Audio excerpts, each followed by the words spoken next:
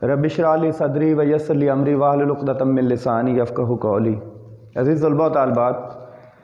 अहमद शेर मुअल्लिम उर्दू आपकी खिदमत में एक नए लेक्चर के साथ हाज़िर है। आज का अज़ीज़ तलबा व तालिबात हमारा लेक्चर साल अव्वल की एक गज़ल पर मुश्तमिल है, जिसके खालिक या शायर हसरत मोहानी हैं। गज़ल नंबर 1 है, यह आपके स्मार्ट सिलेबस में जो है ये शामिल है। तो आज हम गज़ल नंबर 1 के अशार की वज़ाहत व तशरीहात करेंगे। तो शुरू करते हैं। आज के जो हमारे शायर हैं वो हसरत मोहानी हैं। हसरत मोहानी को कैदी शायर भी कहा जाता है, सियासी शायर भी कहा जाता है। और हसरत मोहानी जो हैं ये एक ऐसे शायर हैं जिन्होंने गज़ल की निशात सानिया में अहम किरदार अदा किया। अज़ीज़ तलबा व तालिबात, जो अगर हम हसरत मोहानी का नाम लेते हैं तो इससे पहले मैं आपको ये बताना चाहूँगा कि हसरत मोहानी का जो दौर है वो गज़ल के ज़वाल का दौर था। तहरीक अलीगढ़ ने नज़्म गोई को फ़रोग़ दिया और गज़ल गोई को पीछे छोड़ दिया। इसी तरह फिर तरक्की पसंद तहरीक का आगाज़ हुआ, तो तरक्की पसंद तहरीक के अदीबों ने भी गज़ल से इनहराफ किया और गज़ल के दामन को थामने से इनकार कर दिया। इस दौर में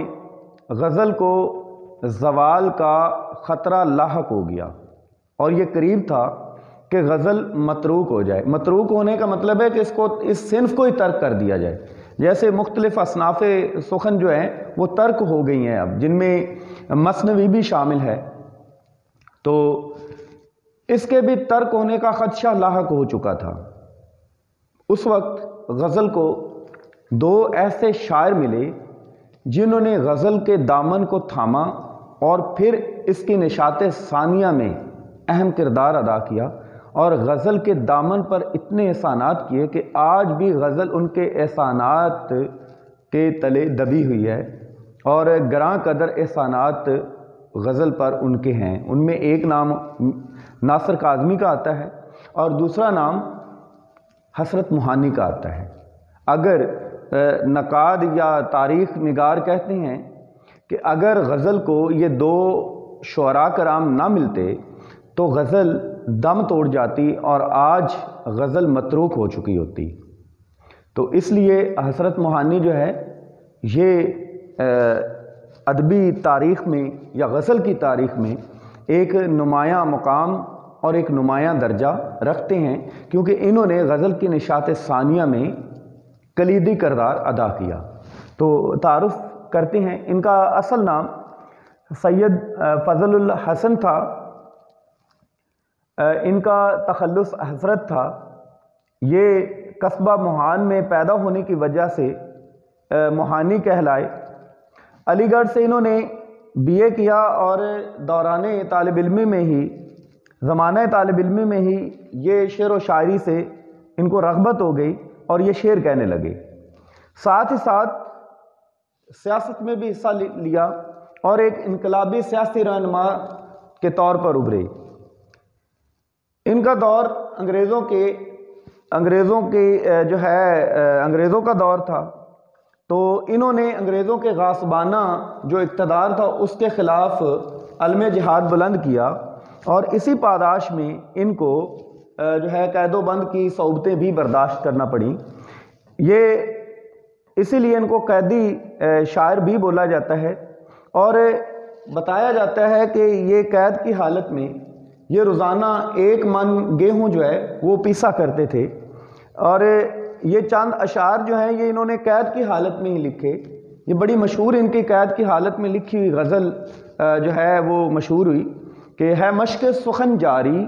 चक्की की मशक्क़त भी, है मश्क सुखन जारी चक्की की मशक्क़त भी, एक तुरफ़ा तमाशा है हसरत की तबीयत भी, जो चाहो सितम कर लो तुम और भी खुल खेलो, पर हमसे कसम ले लो कि हो जो शिकायत भी। तो इस तरह इन्होंने जो है कैदोबंद की हालत में भी एक तरफ कैदोबंद की صحبتیں برداشت کی تو دوسری طرف غزل کی آبیاری بھی ساتھ ساتھ کرتے رہے۔ ان کو سیاسی شاعر بھی کہا جاتا ہے، اور ان کے ادبی مقام و مرتبے کا اندازہ آپ اس بات سے لگا لیں کہ انہوں نے غالب، مصحفی، میر اور نسیم جیسے بڑے بڑے شعراء جو تھے ان کی شاعری پر تنقید کی ہے، اور غالب، میر اور نسیم کے کلام کی شرحیں بھی لکھی ہیں جو کہ انتہائی پرپیچ کام تھا، انتہائی مشکل کام تھا، اور انہوں نے بڑی خوش اسلوبی سے اس کو انجام دیا۔ مزاجن یہ درویش منش انسان تھے۔ ان کے جو غزل کی خصوصیات ہیں یا کلام کی خصوصیات ہیں ان میں تغزل کی خوبی پائی جاتی ہے۔ عزیز طلباء و طالبات، یہ تغزل غزل سے نکلا ہے۔ غزل کے مخصوص مزاج اور تیکھے پن کو تغزل کی خوبی قرار دیا جاتا ہے، جو کہ ان کی غزل میں نمایاں تھی۔ اسی وجہ سے ان کو رئیس المتغزلین بھی کہا جاتا ہے۔ غزل میں انہوں نے سیاسی شاعری کا جو ہے وہ آغاز کیا، اور سیاسی شاعری کو غزل میں بیان کر کے غزل کو سیاست سے قریب کر دیا۔ ان کی غزل میں ایک منفرد رنگ پایا جاتا ہے۔ انہوں نے اپنے کلام میں واردات حسن و عشق کی بہترین تصویر کشی کی ہے۔ ان کے کلام میں بے ساختگی، سوز و گداز، عاشقانہ لب و لہجہ اور سادگی نمایاں ہیں۔ تو ہم غزل جو آج آپ کی شامل نصاب ہے اس کی تشریح شروع کرتے ہیں۔ مطلع ہے کہ بلاتا لاکھ ہوں لیکن برابر یاد آتے ہیں، الہی ترک الفت پر وہ کیوں کر یاد آتے ہیں۔ مفہوم ہے کہ میرے لاکھ بلانے کے باوجود بھی وہ مجھے یاد آتا ہے، اور اے خدا وہ اتنا کیوں یاد آتا ہے۔ اس میں جو اہم نقطہ ہے، تشریح طلب نقطہ ہے، وہ میں نے یہاں پر بیان کر دیا۔ اس میں عزیز طلباء و طالبات دل کی بے اختیاری کو بیان کیا گیا ہے۔ شاعر نے اس میں محبت کو ترک کرنے کا دعویٰ کیا ہے۔ شاعر نے محبت ترک کرنے کا دعویٰ کیوں کیا ہے؟ بعض اوقات انسان کے رویے اور انسان کا مزاج، انسان کا جو سخت رویہ ہے وہ دوسرے انسان کو اس سے علیحدہ ہونے پر مجبور کر دیتا ہے، اور اردو شاعری کا جو روایتی محبوب ہے وہ اسی مزاج کا حامل ہے اور اسی رویے کو اپنائے ہوئے ہے۔ لہذا مختلف شعراء نے محبوب کی کج ادائی کی وجہ سے ترک محبت کا دعویٰ اپنی شاعری میں کیا ہے۔ جیسے شاعر نے کہا تھا نا، علائق سے ہوں بیگانہ ولیکن اے دل غمگین، تجھے کچھ یاد تو ہوگا کسی سے دوستی کب تھی۔ تو شاعر بھی جو ہے حسرت موہانی، اس کا محبوب بھی ایسا کج ادا اور سخت رویے کا حامل انسان ہے جو ہمیشہ شاعر سے بے رخی، بے اتنائی اور بے نیازی سے پیش آتا ہے، اور ہمیشہ سے ستمگر، بے وفا اور سنگ دل رہا ہے، جبکہ دوسری طرف عاشق اس پر جان دینے کا دعویٰ کرتا ہے، اور کبھی کبھی یہ بھی ہے کہ وہ اس کے ظلم و جور و جفا کو برداشت بھی کرتا ہے۔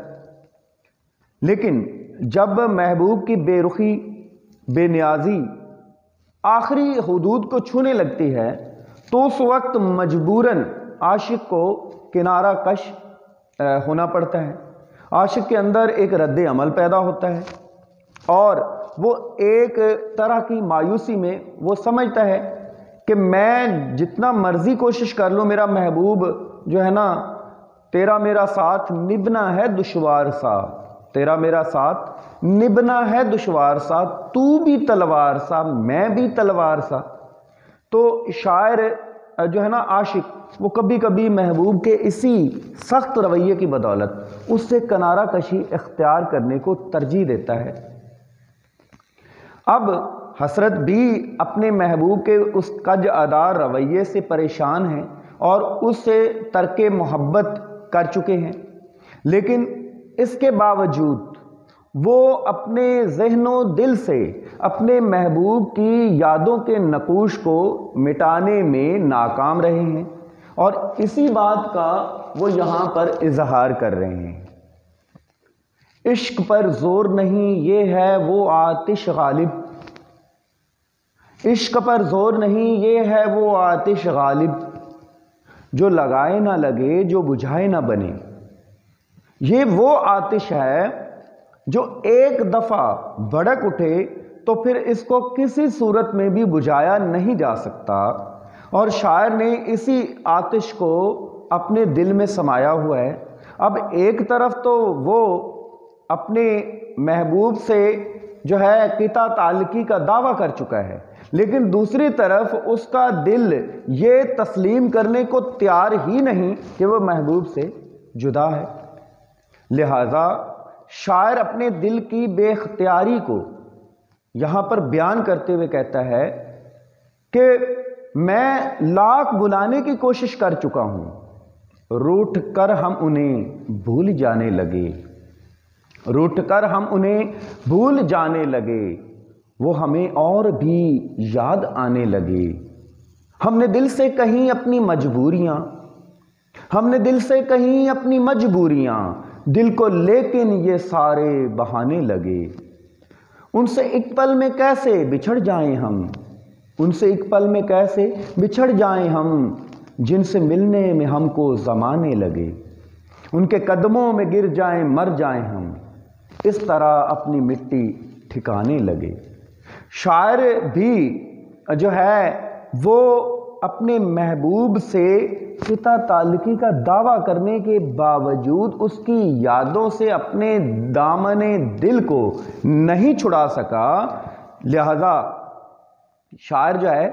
وہ نفسیاتی کشمکش کا شکار ہو چکا ہے، اور اسی نفسیاتی کشمکش کو وہ اپنے الفاظ میں اپنے شعر میں بیان کرتے ہوئے یہ بتا رہا ہے کہ میں جتنی بھی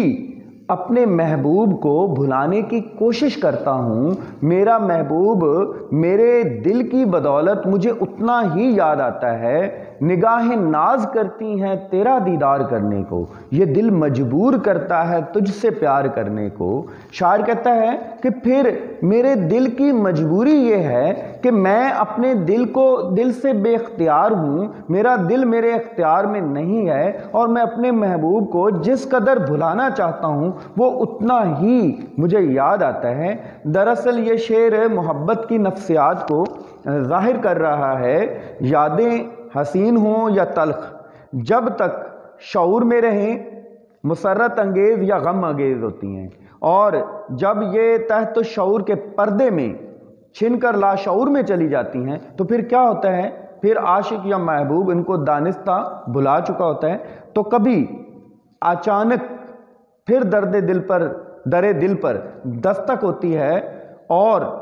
یہی خواب یہی خیال پھر یادوں کی صورت میں دل کو آ کر تڑپاتے رہتے ہیں اور تڑپانے لگتے ہیں۔ وہ ہے نا ایک مدت سے تیری یاد بھی آئی نہ ہمیں، اور ہم بھول گئے ہوں تجھے ایسا بھی نہیں۔ تو شاعر نے یہاں پر دراصل اپنے دل کی بے اختیاری کو بیان کر کے اپنی مجبوری کا اظہار کر دیا ہے۔ حسن مطلع ہے، نہ چھیڑ اے ہم نشیں کیفیت صحبا کے افسانے، شراب بے خودی کے مجھ کو ساغر یاد آتے ہیں۔ اس میں نکتہ کیا ہے، شاندار ماضی یا عظمت رفتہ کی تڑپ کو اس شعر میں بیان کیا گیا ہے۔ عزیز طلبہ، اس شعر کو ہم دو پہلوؤں سے بیان کریں گے۔ پہلے اس کے لغوی مفہوم کو جو ہے وہ آپ کے سامنے بیان کروں گا، اس کے بعد اس کے جو دوسرا پہلو ہے اس کے حوالے سے بھی ہم اس کی تشریح کریں گے۔ اس شعر میں شاعر نے اگر اس کی لغوی مفہوم کی تشریح کی جائے تو صحبا جو ہوتی ہے نا، صحبا یہ خالص جو سرخ رنگ کی شراب ہوتی ہے اس کو صحبا کہا جاتا ہے۔ شاعر اس میں اپنی رندانہ جو عادت یا مزاج ہے اس کو بیان کرتے ہوئے کہتے ہیں کہ اے دوست، یعنی اپنے محبوب سے مخاطب ہے یا اپنے دوست سے مخاطب ہے، اسے کہتا ہے کہ اے دوست، مجھے وہ دور جام جس میں میں جیا کرتا تھا، جب مجھے خالص سرخ رنگ کی شراب حاصل ہوتی تھی اور میں اس کو پی کر سرمستی اور جذب و مستی کے عالم میں آ جایا کرتا تھا، اس دور کی باتیں نہ سنا اور مجھے اس دور میں واپس نہ لا، کیونکہ جب میں اس سرمستی کے عالم کو یاد کرتا ہوں تو میرا دل تڑپ کے رہ جاتا ہے۔ اس سے دو مراد لیے جا سکتے ہیں، یا تو شاعر اپنے جوانی کا زمانہ، کیونکہ یہ جوانی کا جو زمانہ ہے نا، یہ بھی جذب و مستی کا زمانہ ہوتا ہے، اس کو یا تو وہ یاد کر رہا ہے اور جوانی کے زمانے کو یاد کرتے ہوئے اپنے دوست کو بتا رہا ہے، وہ بڑھاپے میں قدم رکھ چکا ہے، کیونکہ جوانی ایک ایسی منزل ہے جس کے بعد بڑھاپا شروع ہوتا ہے، اور جوانی ایسی چیز ہے جو جا کر نہیں آتی، جو جا کے نہ آئے وہ جوانی دیکھی، جو آ کے نہ جائے وہ بڑھاپا دیکھا۔ تو جوانی پرکیف امنگوں کی ترجمان ہوتی ہے، اور جوانی امنگوں کو جو ہے پورا کرنے کا نام ہے، امنگوں کے اظہار کا نام ہے، لہذا جوانی کا جو زمانہ ہوتا ہے وہ انسان کا یادگار زمانہ ہوتا ہے، اور اسی زمانے میں انسان ترقی کی منازل طے کرتا ہے، اور ترقی کی منازل طے کرتے ہوئے اپنی زندگی کو سنوارتا ہے اور اپنے مستقبل کو بہتر بناتا ہے۔ اب شاعر جو ہے وہ دراصل بتانا یہ چاہتے ہیں کہ ان کی جو جوانی کا زمانہ ہے وہ بیت چکا ہے، وہ گزر گیا ہے، جس میں جوان دل دھڑکتے تھے، اس کی امنگیں جوان تھی، اس میں ایک جوش و جذبہ پایا جاتا تھا، اور ہر کام کو کرنے کی ہمت و حوصلہ اس میں پایا جاتا تھا۔ لیکن اب وہی جوانی ایک تلخ یاد بن کر، ایک عظمت رفتہ بن کر اس کے سامنے آ کھڑا ہوا ہے۔ انسان کی ایک نفسیات ہے کہ انسان کا ماضی اگر شاندار ہو تو اور اس کا حال برا ہو تو وہ ماضی کو یاد کر کے اپنے دل کو تسلی دیتا ہے، اور اسی طرح اگر اس کا ماضی تاریک ہو اور حال شاندار ہو تو وہ ماضی سے دامن چھڑاتا ہے اور حال میں جینے کی خواہش کرتا ہے۔ یہ ایک نفسیاتی مسئلہ ہے۔ ہو سکتا ہے شاعر کا جو ہے نا حال وہ تاریک ہو اور اس کا ماضی شاندار رہا ہو، اسی لیے وہ اپنے دوست سے کہہ رہا ہے کہ اے دوست، یاد ماضی عذاب ہے یارب، چھین لے مجھ سے حافظہ میرا۔ شاعر اپنے دوست سے مخاطب ہو کر کہہ رہا ہے کہ اے دوست، مجھ کو وہ جوانی کے قصے مت یاد دلا جب میری امنگیں جوان تھی، جب میں جوش و جذبے کی کیفیت سے دوچار رہتا تھا اور ہر مشکل کو، ناممکن کو ممکن کرنے کی مجھ میں جو ہے حوصلہ اور جذبہ پایا جاتا تھا۔ اب مجھ میں وہ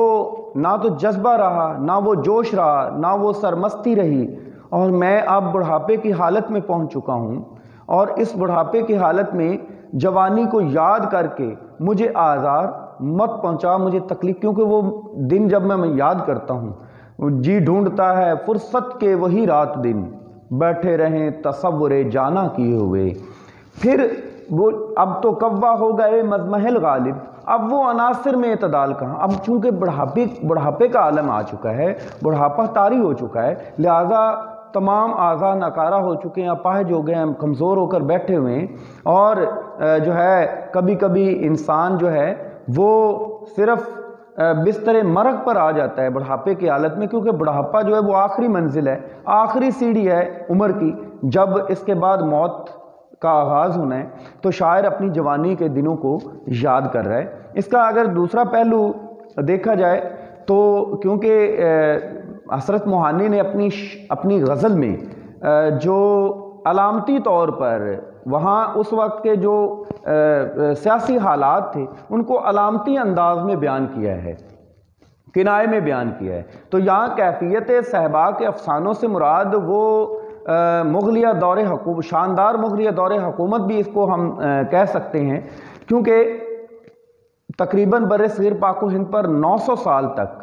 مسلمانوں کی حکومت رہی، اور مسلمان جو ہے خاص طور پر مغلیہ حکمران اس پر حکومت کرتے رہے۔ مغلیہ سلطنت کے فرما رواؤں نے جب تک تلوار بازی جو ہے اس کا ہنر اپنائے رکھا اور جنگ و جدل میں مصروف رہے، میدان جہاد میں اترے رہے، اس وقت تک وہ پورے ہندوستان پر اپنی عنان حکومت کو سنبھالتے رہے، اور جو ہی انہوں نے تلوار کو چھوڑ کر ترب و عیش کو اپنایا، عیش و سرود کو اپنایا، اور راگ رنگ کی محفلوں میں کھو گئے اور حسن کے قصوں میں کھو گئے، تو پھر ان پر وہی زوال کا دور آ گیا، کیونکہ قوموں پر زوال اسی وقت آتا ہے جب وہ ہے نا، آج تجھ کو بتاؤں کہ تقدیر امم کیا ہے، شمشیر و سنا اول طاؤس و رباب آخر۔ تقدیر جو ہے نا، قوم کی تقدیر اس کے ہاتھ میں ہوتی ہے، لہذا مغلیہ دور حکومت کے جو حکمران تھے، جب تک وہ جذبہ جہاد سے سرشار رہے وہ ہندوستان کے حکمران رہے، اور جو ہی وہ جو ہے تلوار کو چھوڑ کر انہوں نے راگ رنگ کو اپنایا، تو پھر انجام کیا ہوا؟ انجام یہی ہوا کہ ایک غیر قوم انگریز ہم پر مسلط ہو گئی، اور وہی سنہرا دور جو مغلیہ سلطنت کا دور تھا، اسی کو یاد کر کے اب شاعر تڑپتا ہے۔ شاعر ہو سکتا ہے کہ شاعر کا جو دوست ہے وہ مغلیہ اس دور کی بات کر رہا ہو جب ہر طرف خوشی اور چہل پہل تھی، جب تمام لوگوں کو مذہبی اور سماجی آزادی حاصل تھی، اور تمام لوگ خوش و خرم اپنی زندگی گزار رہے تھے، امن و سکون کا دورہ تھا۔ یہ اس وقت کی بات کی جا رہی ہے۔ شاعر کہتا ہے کہ اب وہ نہ تو امن رہا، نہ وہ آزادی رہی، اور نہ ہی وہ خوشی و رونق و چہل پہل رہی، کیونکہ ایک غیر قوم آ کر ہم پر مسلط ہو گئی ہے جو اپنے غاصبانہ رویے کی وجہ سے ہمارا ہر حق غصب کر رہی ہے۔ اس لیے وہ اپنے دوست کو مخاطب کر کے کہتا ہے کہ اے دوست، مجھے وہ زمانہ مت یاد دلا جس کو یاد کر کے میرا دل جو ہے وہ روئے بغیر نہیں رہ سکتا۔ گویا شاعر نے عظمت رفتہ کو یاد کر کے ایک تڑپ کا اظہار کیا ہے۔ تیسرا شعر ہے، نہیں آتی تو یاد ان کی مہینوں تک نہیں آتی، مگر جب یاد آتے ہیں تو اکثر یاد آتے ہیں۔ شاعر نے اس پوری غزل میں جو ہے نا یاد آتے ہیں کی ردیف استعمال کر کے دراصل یاد کو ایک استعارہ بنا دیا ہے، اور یاد آتے ہیں کہ تکرار لفظی نے یاد کے موضوع کو اور بھی واضح کر دیا ہے۔ شاعر نے اس شعر میں پھر مفہوم میں پہلے بیان کر دوں، بعض اوقات ان کی یاد مہینوں تک نہیں آتی، مگر جب یاد آتی ہے تو طویل ہوتی ہے، یعنی بغیر توقف کے ہوتی ہے۔ اس شعر میں شاعر نے ایک حقیقت کی طرف اشارہ کیا ہے۔ شاعر ایک انسان ہے، اور انسان ہونے کی وجہ سے اس پر کچھ معاشرتی جو فرائض ہیں وہ بھی عائد ہیں جن کو وہ انجام دیتا رہتا ہے۔ انسان کا سب سے بڑا معاشرتی فریضہ اپنا اور خود سے منسلک جو لوگ ہیں ان کا پیٹ پالنا ہے، اور یہ وہ مسائل ہیں جو ساری زندگی انسان ان میں گھرا رہتا ہے، کیونکہ اللہ تعالیٰ نے انسان کو ایک پیٹ بھی عطا کر دیا ہے، اور یہ پیٹ جو ہے وہ باتوں سے نہیں بھرتا، روٹی سے بھرتا ہے، اور روٹی روزی کے لیے انسان کو تگ و دو اور محنت کرنی پڑتی ہے، اور کبھی کبھی اس کو جو ہے وہ روزگار کے سلسلے میں ایک جگہ سے دوسری جگہ بھی جانا پڑتا ہے، اور دوسری جگہ جا کر پھر اوقات کار کے ساتھ ساتھ اس کو اپنی معاشی ضروریات کے تحت کام کرنا پڑتا ہے۔ شاعر نے اسی حقیقت کی طرف یہاں پر اشارہ کیا ہے۔ شاعر کہتا ہے، شاعر دراصل جو ہے نا روزگار یا تلاش معاش کے سلسلے میں کسی دور افتادہ علاقے میں ہے، اور وہاں پر جو ہے اپنی روزی روٹی کے حصول کے لیے تگ و دو کر رہا ہے، اور یہ ایسا مسئلہ ہے، میں نے آپ کو پہلے بتایا ہے کہ انسان جب روزی روٹی کے پیچھے بھاگتا ہے تو پھر وہ خود فراموش ہو جاتا ہے، وہ خود کو بھی فراموش کبھی کبھی کر بیٹھتا ہے نا۔ دنیا نے تیری یاد سے بیگانہ کر دیا، کچھ تجھ سے بھی دل فریب ہے غم روزگار کے۔ یہ غم روزگار جو ہے نا، یہ غم جانا سے کبھی کبھی زیادہ اہم ہوتا ہے، اور غم روزگار کبھی کبھی غم جانا پر حاوی ہو جاتا ہے، غالب ہو جاتا ہے، کیونکہ انسان کی معاشرتی ضروریات جو ہیں وہ پورا کرنا اس کی مجبوری بن جاتا ہے۔ شاعر نے اسی حقیقت کی طرف اشارہ کیا ہے۔ شاعر کہتا ہے کہ تلاش معاش کے سلسلے میں روزگار میں کچھ ایسا الجھا ہوں، کچھ ایسا کھویا ہوں کہ میں کبھی کبھی اتنا الجھ جاتا ہوں اپنے کاموں میں، وقت نے مجھے اتنا مجبور کر دیا ہے کہ کبھی کبھی میں اتنا فراموشی اختیار کرتا ہوں، مجھے دنیا و مافیا کا ہی نہیں پتہ ہوتا، میں اپنے کام میں مگن اپنے جو ہے فکر معاش کے لیے تغدو کر رہا ہوتا ہوں، تو مجھے مہینوں تک پتہ نہیں چلتا میرا محبوب کہاں ہے اور میں کہاں ہوں، مجھے محبوب کی یاد نہیں آتی، ہے نا کہ ہیں اور بھی غم زمانے میں محبت کے سوا، راحتیں اور بھی ہیں وصل کی راحت کے سوا۔ شاعر کہتا ہے کہ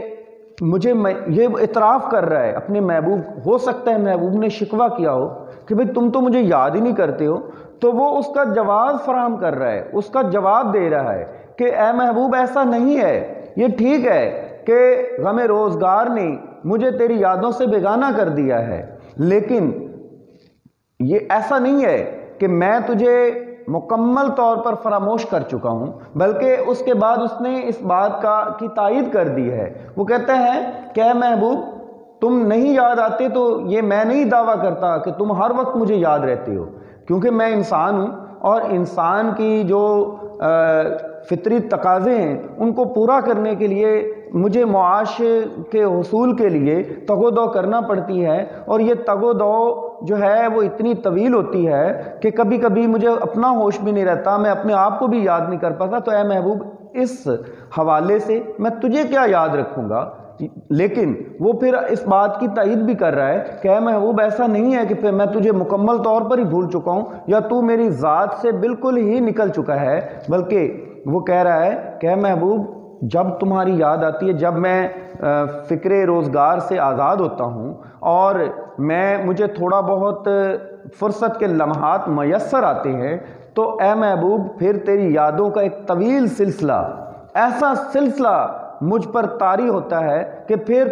تو ہوتا ہے اور میں ہوتا ہوں اور یادیں ہوتی ہیں اور کچھ بھی مجھے یاد نہیں رہتا۔ وہ پروین شاکر نے بھی کہا تھا نا، عشق نے سیکھ لی ہے وقت کی تقسیم کے، اب وہ مجھے یاد تو آتا ہے ہر کام کے بعد۔ تو شاعر بھی یہی بات کر رہا ہے، وہ کہتا ہے کہ اے محبوب کیونکہ میں ایک انسان ہوں اور اللہ تعالیٰ نے مجھ پر کچھ معاشی ذمہ داریاں عائد کر رکھی ہیں جن کو پورا کرنا میرا فریضہ ہے، اخلاقی فریضہ بھی ہے، انسانی فریضہ بھی ہے، اور ان فرائض کو ادا کرنے میں کبھی کبھی مجھ سے غفلت ہو جاتی ہے، میں کوتاہی کر جاتا ہوں کہ میں تجھے یاد نہیں رکھ سکتا یا تو مجھے یاد نہیں رہتا، لیکن اس کا یہ مطلب نہیں ہے کہ میں تجھے مکمل طور پر بھول گیا ہوں، بلکہ شاعر کہتا ہے کب نکلتا ہے دل میں اتر جانے کے بعد اس گلی کی دوسری جانب کوئی رستہ نہیں۔ شاعر کہتا ہے لیکن ایسا نہیں ہے محبوب کہ تو مجھے مکمل طور پر بھول گیا ہے، بلکہ میں جب بھی فرصت کے لمحات مجھے ملتے ہیں، جی ڈھونڈتا ہے اب پھر وہی فرصت کے رات دن بیٹھے رہیں تصور جانا کیے ہوئے۔ شاعر کہتا ہے کہ جب مجھے فرصت کے لمحات نصیب ہوتے ہیں تو پھر میں اتنا محو ہو جاتا ہوں تیری یادوں میں کہ پھر مجھے کچھ اور یاد ہی نہیں رہتا، اور وہ جو تیری یادوں کا سلسلہ ہے وہ طویل ہو جاتا ہے، یعنی ان یادوں کا سلسلہ اتنا ہی موازی ہوتا ہے جتنا کہ میں تجھے بلانے میں، جتنا وقت تجھے بلانے میں لگتا ہے اتنا ہی وقت مجھے پھر تجھے یاد کرنا پڑتا ہے۔ جی عزیز طلباء و طالبات، اس کا مقطع حقیقت کھل گئی حسرت تیرے ترک محبت کی، تجھے تو اب وہ پہلے سے بڑھ کر یاد آتے ہیں۔ اے حسرت تیرے ترک محبت کا راز یہ ہے کہ وہ تجھے اب پہلے سے بھی زیادہ یاد آتا ہے۔ اس شعر کو مقطع کو اگر مطلع سے منسلک کر دیا جائے تو یہ بے جا نہ ہوگا۔ مطلع میں بھی شاعر نے ترک محبت کا دعویٰ کیا ہے، اور اس شعر میں بھی، مقطع میں بھی شاعر نے ترک محبت کے حوالے سے بات کی ہے۔ شاعر جو ہے وہ لوگوں سے ترک محبت کا دعویٰ کر چکا ہے اور لوگوں سے کہتا ہے کہ میں نے اپنے محبوب سے قطع تعلقی اختیار کر لی ہے اور اب میرا اس سے کوئی سروکار نہیں ہے۔ اور جب شاعر کو محبوب سے سابقہ تھا یا واسطہ تھا تو شاعر جو ہے وہ اکثر جو ہے محبوب کا ذکر کرنے میں قباحت محسوس کرتا تھا اور اس کا ذکر کرنے سے ہچکچاتا تھا، لوگوں کے سامنے کھل کر اس کا اظہار نہیں کرتا تھا کہ ایسا نہ ہو کہ لوگ محبت کے راز کو جو ہے وہ جان لیں اور لوگوں پر جو ہے میری محبت کا راز کھل جائے۔ اس لیے وہ لوگوں کے سامنے اپنے محبوب کا ذکر کرنے سے ہچکچاتا تھا اور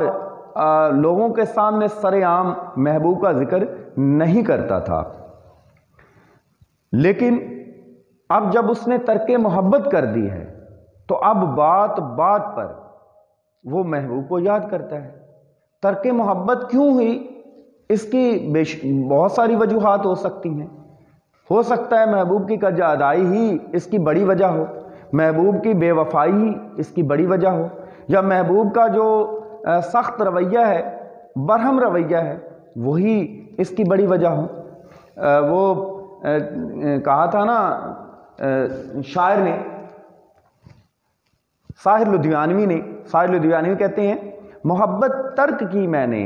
غریباں سی لیا میں نے، محبت ترک کی میں نے غریباں سی لیا میں نے، زمانے اب تو خوش ہو زہر یہ بھی پی لیا میں نے، اور ابھی زندہ ہوں لیکن یہ سوچتا رہتا ہوں خلوت میں، ابھی زندہ ہوں لیکن یہ سوچتا رہتا ہوں خلوت میں کہ اب تک کس تمنا کے سہارے جی لیا میں نے، اور اب تو دامن دل چھوڑ دو بیکار امیدو، بہت دکھ سہ لیے میں نے بہت دن جی لیا میں نے۔ لہذا شاعر نے محبت ترک کرنے کا دعویٰ کر دیا ہے، لیکن دوسری طرف وہ کیا کہہ رہا ہے؟ کہتا ہے کہ میں دعویٰ تو کر چکا ہوں لیکن میں اپنے محبوب کا ذکر کرنا نہیں ترک کر سکا۔ کیوں؟ یہاں بھی دل کی بے اختیاری ہے، یہاں بھی دل بے اختیار ہے۔ شاعر دعویٰ محبت، ترک محبت کا دعویٰ تو کر سکتا ہے لیکن دل کو قائل نہیں کر سکتا، اور جب بھی وہ جو ہے کسی کے سامنے ذکر کرتا ہے، جب بھی تیرا کسی نے ذکر کیا، جب بھی تیرا کسی نے ذکر کیا، دل ناداں کو میں نے تھام لیا، دل ناداں کو میں نے تھام لیا۔ تو شاعر بھی یہی بات کر رہا ہے، وہ کہتا ہے کہ میں جو ہے اب کیسے میں پھر کیسے کہہ سکتا ہوں کہ میں اپنے محبوب کو بھلا چکا ہوں، جبکہ حقیقت یہ ہے کہ میں بات بات پر اس کا ذکر کرتا ہوں، بات بات پر اس کا نام میرے لبوں پر آتا ہے، ہونٹوں پہ کبھی ان کے میرا نام تو آئے، ہونٹوں پہ کبھی ان کے میرا نام تو آئے، آئے تو صحیح برسر الزام ہی آئے۔ شاعر کہتا ہے کہ اب میں نے دعویٰ تو کر دیا، کچھ عرصے تک میں کھویا کھویا بھی رہا، کچھ عرصے تک میں نے یہ بھی بھرم رکھ لیا کہ میں اس سے علیحدہ ہو گیا ہوں، ٹھنڈی آہیں بھی برتا رہا، اور سب پر یہ بھی واضح کر دیا کہ میرا اب اس سے کوئی تعلق نہیں رہا، محبت چھوڑ دی ہے۔ لیکن شاعر کہتا ہے کہ میرا یہ امکان غلط تھا، میں یہ غلط اندازے کرتا تھا، کیونکہ بات بات پر اپنے محبوب کا ذکر کرنا اس بات کی دلیل ہے کہ میرا محبوب ابھی تک میں اپنے محبوب کو ابھی تک نہیں بلا سکا۔ عزیز طلباء و طالبات، امید ہے کہ آپ کو ان اشعار کی تشریح پسند آئی ہوگی۔ اپنی قیمتی رائے کا ضرور اپنی قیمتی رائے ضرور دیجیے گا، اور جو ہے اگر آپ کو یہ ویڈیو پسند آئے، اس غزل کی تشریح اچھی لگے تو حوصلہ افزائی بھی ضرور کیجیے گا۔ والسلام۔